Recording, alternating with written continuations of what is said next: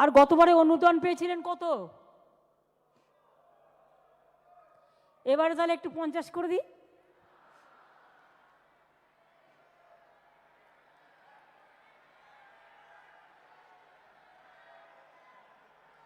জেলাগুলো কি বলছে? ব্লকগুলো কি বলছে? পুজো কমিটি কি বলছে? এই এক কি সবসময় অতটা লাফি বাড়ানো যায়? আস্তে আস্তে ওঠো, স্ল্যাব আছে না। প্রথম যখন শুরু করেছিলাম 25,000 দিয়ে, ঠিক তো? তারপরে আস্তে আস্তে আস্তে আস্তে 70 এসছে। এবারে যদি সব করে দিই, আগের আসছে বছর কি হবে? আসছে বছরের জন্য তো রেখে দিতে হবে। সেই জন্য এবার 70 থেকে স্ল্যাবটা বাড়িয়ে 85,000 করে দিলাম।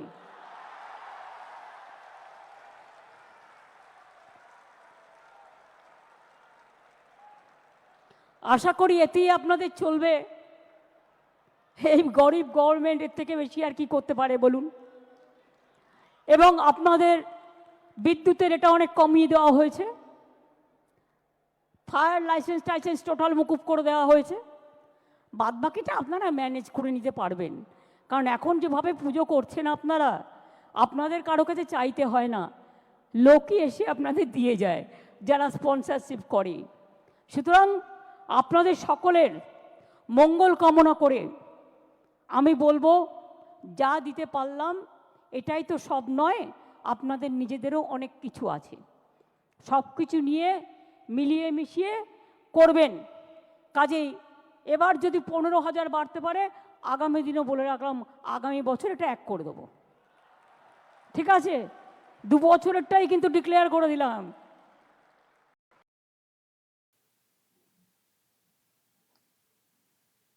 গরিব সরকার কিন্তু মনটা দেদার। সরকারের টাকা নেই কিন্তু দান ছত্র করতে সমস্যা নেই, সেই ক্ষেত্রে টাকা ঠিক এসে যায় আর কি। তো আজকে মুখ্যমন্ত্রী ঘোষণা করেছেন, এই যে পুজো আসছে, পুজো কমিটিগুলিকে আগে দেওয়া হতো 70,000 করে, তো সেটা এক ধাপে বাড়িয়ে করা হচ্ছে এবার 85,000 টাকা, এবং সেই সঙ্গে বিদ্যুতের বিলে ছাড় ইত্যাদি ছাড় এসব রয়েছে। এবং এটাও ঘোষণা করে দিলেন যে এবার 15,000 টাকা বাড়িয়ে 70 থেকে 85 করা হচ্ছে, আর সামনের বার 1 লাখ হয়ে যাবে। এবারটা এক ধাক্কায় একটা স্ল্যাব তো মেনটেন করে তো চলতে হবে, এবার না, তবে পরের বছর 1 লক্ষ করে দেওয়া হবে, এখন থেকে ঘোষণা করে দিলাম। সেই ঘোষণাও আজকে কলকাতার নেতাজি ইন্ডোর স্টেডিয়ামে পুজো কমিটি যারা ছিলেন তাদের সামনে ঘোষণা করে দিয়েছেন মুখ্যমন্ত্রী। প্রিয় দর্শক, আমি শফিকুল ইসলাম এবং আপনারা দেখছেন আরামবাগ টিভি। আজকেই সব দেখছিলাম, উনি একটা রিয়াকশন দিয়েছেন যে মোদি বাংলাকে কিছু দিচ্ছেন না, বাজেট ভালো হয়নি, বাংলাকে বঞ্চিত করা হয়েছে। উনার ভাইপোও সে কথা বলেছেন। কিন্তু এদিকে দেখছি যখন দান ছত্র কোন একটা ব্যাপার আসছে, তখন উনি ঠিক টাকা পয়সা দিয়ে দিচ্ছেন। টাকা নেই, কেন্দ্র দিচ্ছে না, কিন্তু দান ছত্র করতে টাকার কোনো অভাব নেই। এবার বুঝুন, কত ক্লাব, প্রতিটা ক্লাবকে 85,000 টাকা করে দেওয়া হবে বলা হচ্ছে, তার মানে কত কত কোটি খরচ। আমরা যেটা প্রথম থেকে বলে আসছি যে এটা কি দেওয়া যায়, এটার কি কোনো যুক্তি আছে? সরকার পুজো করার জন্য টাকা দেবে? এটা সরকারের কোনো আইনের মধ্যে পড়ে? আসলে সবটাই বেআইনি হলেও উনারা একটা নতুন আইন বের করে ফেলেন। আমি জানি না এবার কি সব দেখাবেন। এর আগে তো করোনার সময় থেকে দেখানো শুরু হয়েছিল যে ওই স্যানিটাইজার এইসব আর কি, যারা আসবেন, যারা দর্শনার্থী, তাদের সুরক্ষার জন্য এইসব টাকা পয়সা খরচ করা হবে। মুখ ঢাকার জন্য ওই সব দেওয়া, তারপরে হাতে হয় না যেগুলো সব দেওয়া হচ্ছিল করোনার সময়, ওই সব, সে সঙ্গে আরো অন্যান্য খরচ হিসেবে, মানে মানুষকে সুরক্ষিত রাখার জন্য সরকার এই টাকা পয়সা দিচ্ছে পুজো কমিটিগুলোকে। এইরকম একটা আইন বের করা হয়েছিল, একটা রাস্তা বের করা হয়েছিল, যেহেতু ওটা নিয়ে মামলা হয়েছিল কলকাতা হাইকোর্টে, যে সরকার কেন পুজো করার জন্য টাকা দেবে? এটা কোনো নিয়ম নাকি? সরকার কখনো পুজো করার জন্য টাকা দিতে পারে? সরকার দুর্গা পুজোর সময় রাস্তাঘাটকে সচল রাখার কাজ করবে, ব্যারিকেড দেবে, পানীয় জলের ব্যবস্থা করবে, এইসব করতে পারে, পরিষেবা দিতে পারে, কিন্তু ডিরেক্টলি পুজো করার জন্য টাকা সরকার কেন দেবে? তো যখন এটা নিয়ে মামলা হয়েছিল তখন একটা আলাদা রাস্তা বের করেছিল সরকার, যে আমরা ডাইরেক্ট পুজো করার জন্য দিচ্ছি না, মানে মিথ্যা কথা আর কি, কার্যত এটা এটা কৌশল কৌশল।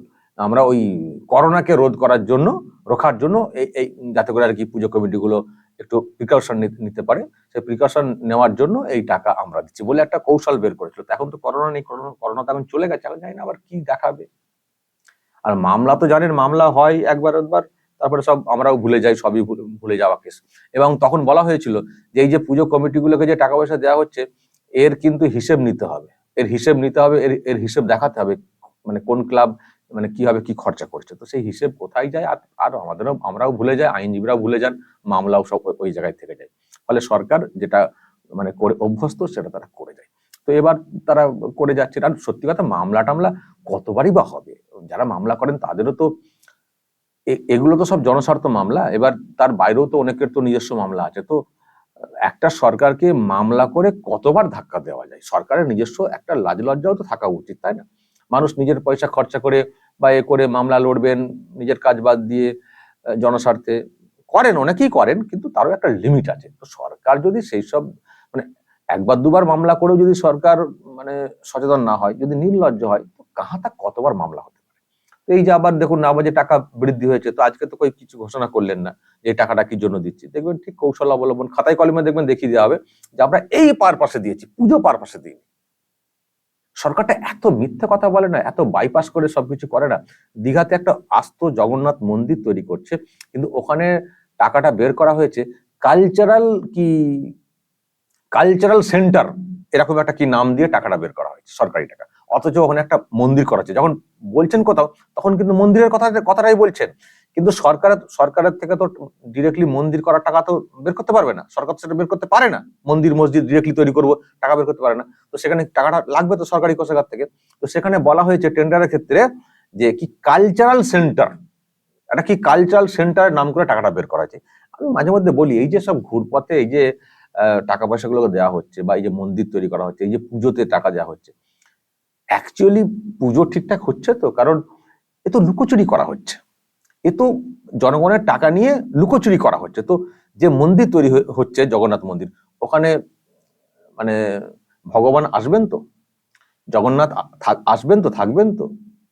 এই যে মানুষের টাকাকে ঘুরপথে লুকিয়ে কৌশল করে মিথ্যে বলে এই যে নিয়ে এইসব খরচ করা হচ্ছে, তৈরি করা হচ্ছে, বা এই যে পুজো কমিটিগুলোকে এই যে ঘুরপথে টাকা পয়সা দেওয়া হচ্ছে, উনি কেন দিচ্ছেন সে তো আমাদের তো সমস্যা হচ্ছে না বুঝতে। উনি দিচ্ছেন সস্তা রাজনীতি করার জন্য। ক্লাবগুলোকে টাকা দিলে, কমিটিগুলোকে টাকা দিলে তারা অন্য সময় পুষিয়ে দেবেন, কমিটির লোকেরা অন্য সময় পুষিয়ে দেবেন, পুষিয়ে দিলে আমরাও ক্ষমতাতে অনেকদিন থাকতে পারবো। এটা তো পরিষ্কার কেন দেওয়া হচ্ছে। আবার এরকমও তো অনেক শুনেছি যে ওই নামেই কমিটি, সেই অর্থে খরচই হয় না, টাকাটা আত্মসাৎ হয়ে যায়। এইভাবেও ঠিক করে তদন্ত করবেন, দেখবেন অনেক ভুয়ো কমিটি ধরা পড়ে যাবে। আমরা এটা নিয়ে অনেকবার সরব হয়েছি, ক্ষতিও দেখেছি, ধরেওছি, কিন্তু কতবার একটা জিনিসকে দেখবো দর্শক বলুন তো, কতবার নজর রাখবো? এগুলো যদি শিক্ষা না আসে, একটা আমরা কি আশা করি যে সরকারকে আয়না দেখাবো যে এই তোমার ভুল হচ্ছে, এগুলো ঠিক হচ্ছে না, এগুলো অবৈধ হচ্ছে, দেখাবো, সরকার এবার নিজেদেরকে শুধরে নেবে। তো সরকারের যদি শুধরাবার মন না থাকে, তার যদি সস্তার রাজনীতি করার মনটাই একেবারে মানে শাসকের যদি স্থির থাকে, তো কাহাতা কতবার বলে বলে এইসব। তো যাই হোক, এই টাকা বৃদ্ধি হয়েছে, পুজো কমিটি যারা ওখানে এসছেন তারা খুব খুশি, হাততালি দিয়েছেন, আরো একটু বাড়লে ভালো হতো। এইসব দাবিও তারা করেছেন। তো পরের বছর 1 লাখ করে দেবেন, সেটা এখনই আজকেই উনি কিন্তু ঘোষণা করে দিয়েছেন। তো দর্শক, এই হচ্ছে ব্যাপার। টাকা পয়সা নেই, অন্যান্য খাতে টাকা পয়সা পাওয়া যাচ্ছে না, সরকারের টাকা নেই, নাক টানছে। কিন্তু পুজো কমিটিগুলোকে, যারা কিন্তু পুজো করতেই পারে, অনেক বড় বড় স্পন্সর নিয়ে দেখবেন না সব, এখন তো স্পন্সর মাধ্যমে পুজো আসে, যাদেরকে দেওয়ার কথা নয় তাদেরকেও দেয়। ধরুন বিগ বাজারের পুজো, 20 লাখ 30 লাখ তারও বেশি পুজো, তাদেরকেও দিচ্ছে টাকা। আসলে টাকাটা দেওয়ার কি অর্থ? তোমাকে টাকা দিচ্ছি, তুমি আমাদের দিকে থাকবে, তোমাকে টাকা দিচ্ছি, তুমি মমতা ব্যানার্জির ছবি টাঙাবে, তোমাকে টাকা দিচ্ছি, তুমি সরকারি প্রকল্পগুলোকে ডিসপ্লে করবে, তুমি আমাদের সরকারের নাম বলবে, মা মাটি মানুষের সরকারের সহায়তায় এই কথাটা বলবে।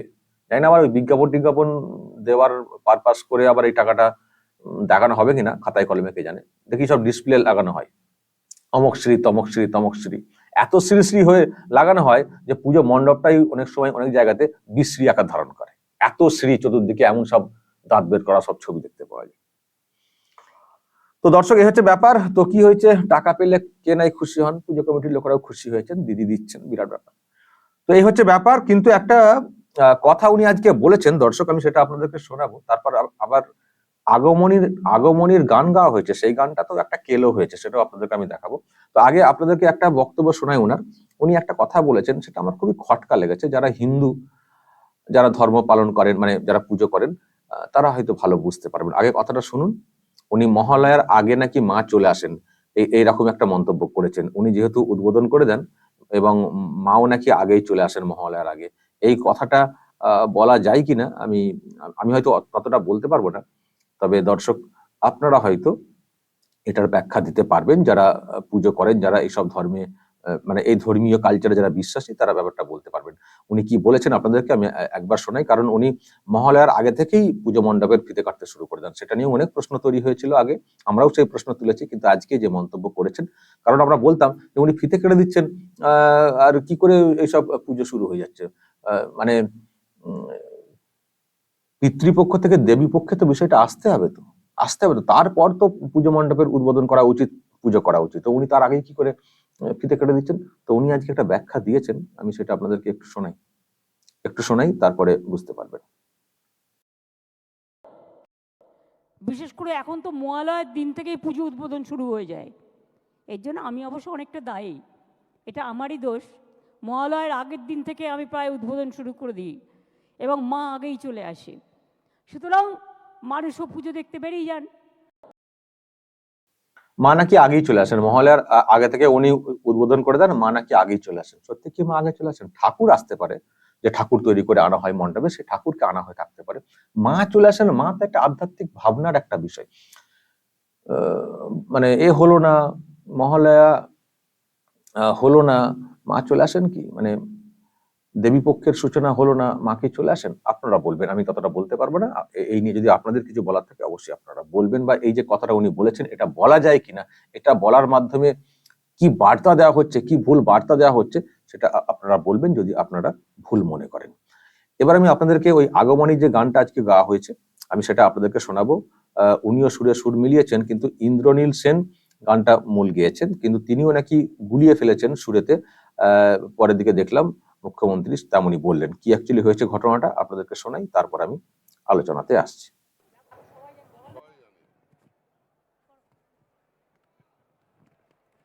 দাঁড়ান, এই গানটা না হলে পুজো আসছে মনে হবে না।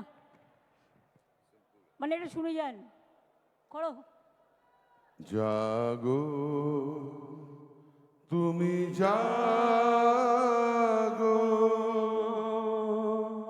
জাগো দুর্গা, জাগো দশ প্রহরণ ধারিণী, অভয়া শক্তি বল প্রদায়িনী, তুমি জাগো, জাগো তুমি জাগো, প্রণমী বরদা অজরা তলা, বহু বল ধারিণী, রিপু দল বারিণী, জাগো মা সরলময়ী, চণ্ডিকা শঙ্করী, জাগো, জাগো মা, জাগো অসুর বিনাশিনী, তুমি জাগো, জাগো দুর্গা, জাগো দশ প্রহরণ ধারিণী, অভয়া শক্তি বল প্রদায়িনী, তুমি জাগো, জাগো তুমি জাগো, জাগো দুর্গা, জাগো দশ প্রহরণ ধারিণী, অভয়া শক্তি বল প্রদায়িনী, তুমি জাগো, জাগো তুমি জাগো।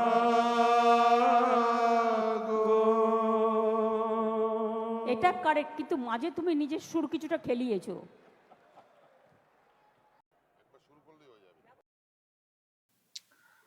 দর্শক শুনলেন, ইন্দ্রনীল সেন নাকি সুরটা কি ঠেলিয়েছেন না কি বললেন মুখ্যমন্ত্রী, বা গুলিয়েছেন।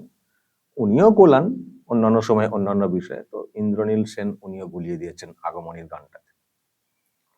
আর ইন্দ্রনীল সেন মূল গাইছিলেন, আর ওনার সঙ্গেই ওই গলাটা ভেসে আসছিল। এখন মানে কাককণ্ঠী না কোকিল কণ্ঠী সেটা আপনারা বলবেন, যা বলার। দর্শক যা বলার বলবেন, যা সব দেখলেন শুনলেন। নজর রাখবেন আরামবাগ টিভিতে।